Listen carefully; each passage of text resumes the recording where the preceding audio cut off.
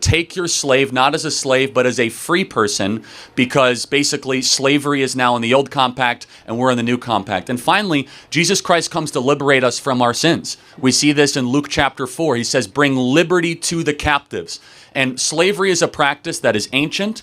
It is a practice that is also very modern. We have more slaves today on the planet today than any other time in human history. In fact, we should instead not ask the question of why is it that slavery existed? Instead, we should ask the question of who abolished slavery? And I would ask you that question by what text? I know you're going to say religious people and Christians specifically, but it's a very hard point to make. I know a lot of people like to say that abolitionists used the Bible to justify why slavery was wrong. That's not exactly what happened. If you want to be more accurate, abolitionists used the Bible to justify why slaves should be seen as humans, and then use secular beliefs for why no human should be treated as a slave. Who was the first person to lead an abolition movement in the West?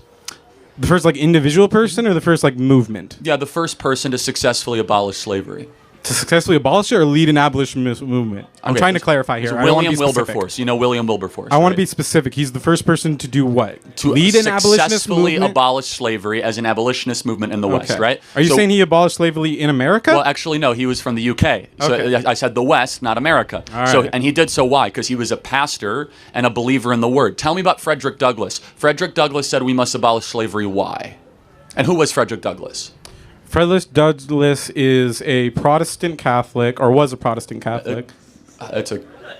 Oh, did you want to say he was an atheist because you don't believe in his beliefs? Because if you actually read his job, he is a Protestant Catholic exactly? It's a group of Catholicism that takes from Protestant beliefs. Tell me more. They are a real sect. Just because they're not very popular doesn't mean they don't exist. Well, tell me about Frederick Douglass, though.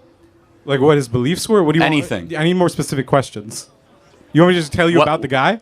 Yeah. Okay. So he was a religious leader and he condemned slavery. Okay, none of that is true.